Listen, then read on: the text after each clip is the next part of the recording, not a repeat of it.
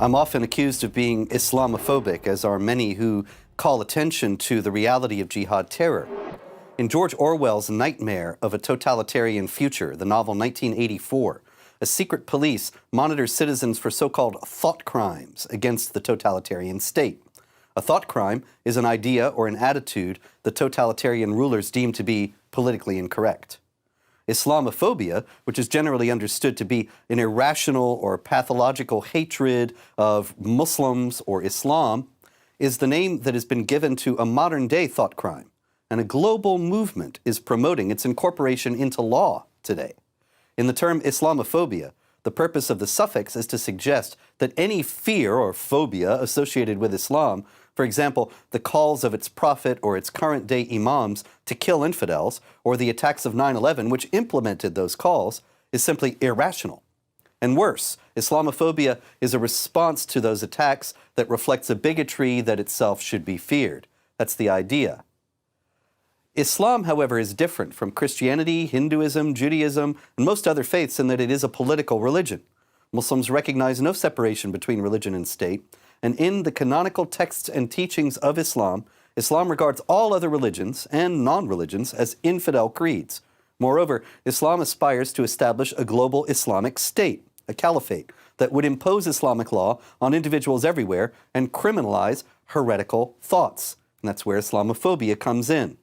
Abdurrahman Muhammad is a former member of the International Institute of Islamic Thought. He was present when the word Islamophobia was created, but he now characterizes the whole concept of Islamophobia this way. He says, this loathsome term is nothing more than a thought-terminating cliché conceived in the bowels of Muslim think tanks for the purpose of beating down critics.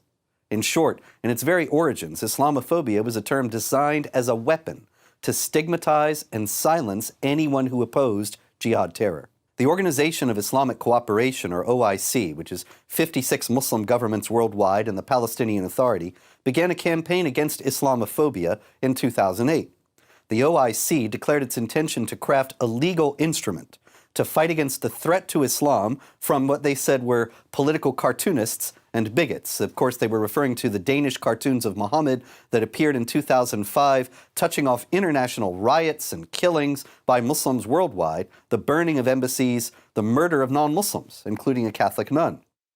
Ekmeladin Ihsanolu, the Secretary General of the OIC at that time, said Muslims are being targeted by a campaign of defamation, denigration, stereotyping, intolerance, and discrimination. Note that he was talking about the cartoons of Muhammad, not the people who were killed over the cartoons of Muhammad.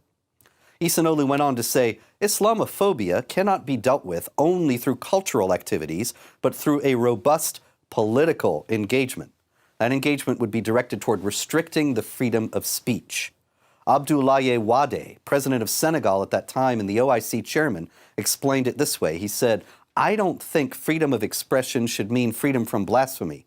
There can be no freedom without limits. In July 2008, in a briefing on Capitol Hill, Pakistani embassy representative Asma Fatima defended the Muslim outrage as necessary and called for restrictions on speech that insulted Islam. She said, the ideal of freedom of speech is precious to you, but it's not value neutral. You don't have to hurt people's sentiments and bring them to the point where they have to react in strange ways.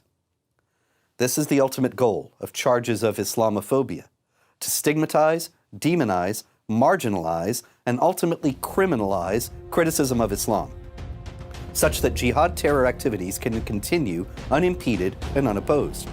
The charge of Islamophobia is a valuable tool the allies and supporters of jihad terrorists have to silence the foes of jihad terror. For more information, go to this website.